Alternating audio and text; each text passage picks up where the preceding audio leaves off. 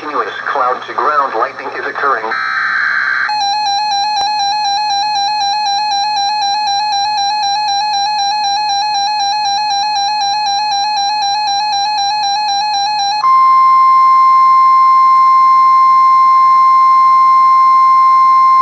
The National Weather Service in Fort Worth has issued a severe thunderstorm warning for southeastern Tarrant County in north-central Texas, northwestern Ellis County in north-central Texas, Dallas County in north-central Texas, until 8 a.m. Central Daylight Time. At 7:05 a.m. Central Daylight Time, a severe thunderstorm was located near Cedar Hill, moving northeast at 35 miles per hour. Hazard, quarter-size hail. Source, radar indicated. Impact, damage to vehicles is possible.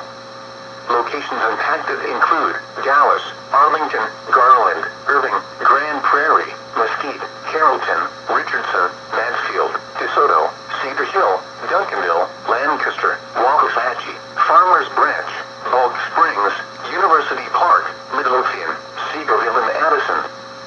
For your protection, get inside a sturdy structure and stay away from windows.